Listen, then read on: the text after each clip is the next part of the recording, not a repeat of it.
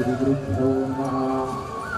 नारायणं नमस्कृत्य नरं चैव नरोत्तमं देवीं सरस्वतीं व्यासः ततो जयमुदीरयेत्।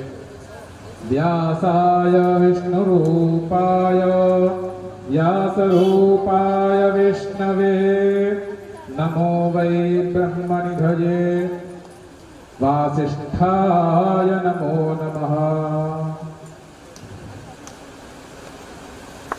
आज इस परम पुण्य भूमि पर सूर्यपुर नगर में आचार्य श्री सौरभ जी के मुखारविंद से जो अष्टादश पुराण के अंदर जो एक विशेष पुराण है जो सीधा सत्य कहता है और वह सत्य जो है वो कोई सुनना ही नहीं चाहता। भगवान नारायण के जो आरूढ़ है, उनके जो वाहन है भगवान श्री गरुड़,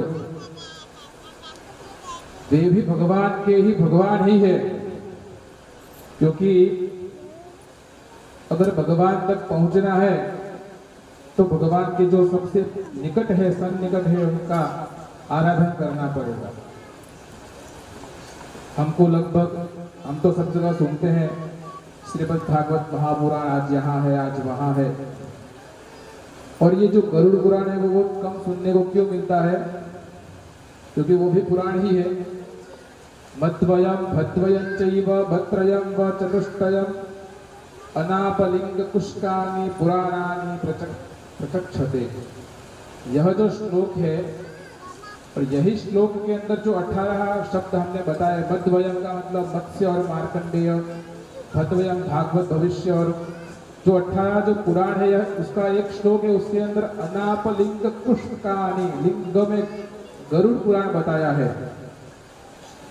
और ये गरुड़ पुराण जो शब्द है वो पुराण कब उसे कहा जाता है? जो पुराण के जो विशेष 5 लक्षण है, सर्गश्च प्रतिसर्गश्च वंशो मन्वन्तराणि च वंशानुचरितं चैव पुराणं पंचलक्षणम।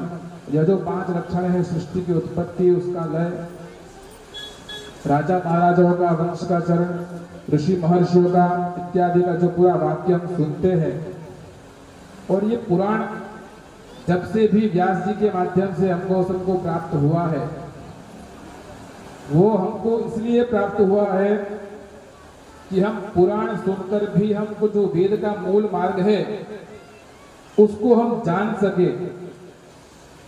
क्योंकि जब तक द्वापर युग था, शायद मैंने शास्त्री जी की कथा मैंने ज्यादा सुनी है, लेकिन जब से मैं वहां से आया तो शास्त्री जी ऐसा कह रहे थे कि जो यज्ञ याग आदि है वो सब बंद हो गए हैं, अभी कोई कुछ करना ही नहीं चाहता। अगर पंडित जी को बुलाते हैं तो 5-10 मिनट में पूजा हो जाए, घंटे भर में पूजा हो जाए, ऐसा कुछ कर दीजिए। फिर वो घंटे भर की पूजा आपको जिंदगी भर सुख देगी क्या?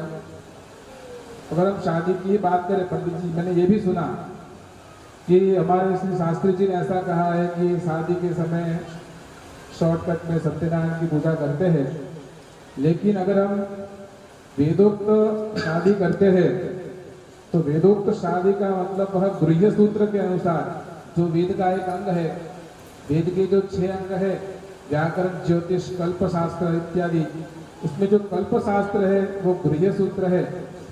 और उस गृह्य सूत्र में 16 संस्कार का वर्णन आता है। तो उसमें विवाह का विशेष रूप से आता है। अगर विवाह अगर हम शास्त्र पद्धति से करेंगे तो उसमें बहुत आधा दिन चला जाता है हमारा। तो कहने का मतलब है, शास्त्री जी यही कह रहे थे कि जो हम यह सब छोड़ रहे हैं तो हम उसी मार्ग में पुनः आए जो जैसे पहले था।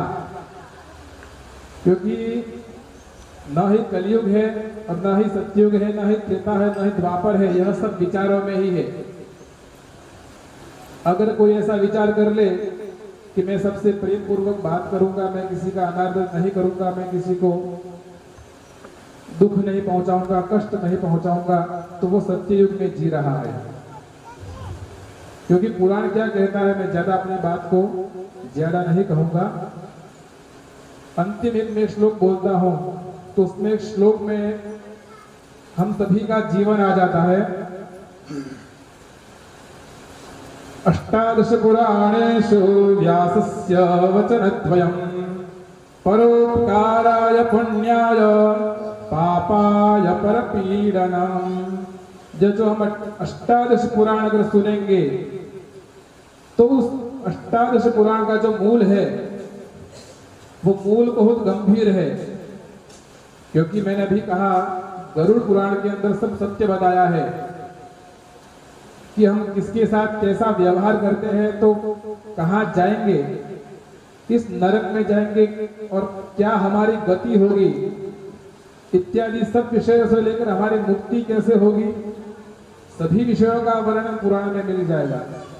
लेकिन 18 पुराण के अंदर एक ही बात हमको मिलेगी, वो है परोपकार करेंगे तो पुण्य प्राप्त होगा और किसी को कष्ट पीड़ा देंगे तो वह पाप मिलेगा। परोपकाराय पुण्याय पापाय परपीडनम्। ओम। बहुत सुंदर साधु, इतना सहज और सुंदर सरल, कहते हैं इतना गूढ़ रहस्य जो है आचार्य श्री ने इतना संक्षिप्त में वर्णन किया। और वैसे आप सब खुद ही समझदार श्रोता हैं, उत्तम श्रोता हैं, कहा थोड़ा है पर समझे आप ज़्यादा है। तो कहे कि महाराज थोड़ा सा एक परिचय दे दूँ। आचार्य श्री काशी में विद्याध्ययन किए हैं, घन पाठ इत्यादि संपूर्ण वेद की जो पठन पद्धति है उसके अंदर पारंगत है। और यहाँ पार्टी में पाठशाला चला करके और ब्राह्मणों को कहते महाराज वेद मार्ग में सुदृढ़ करने का, समाज को एक सांस्कृतिक सुव्यवस्था प्राप्त हो उसके लिए कहे अथक प्रयास निष्काम भाव से कर रहे हैं।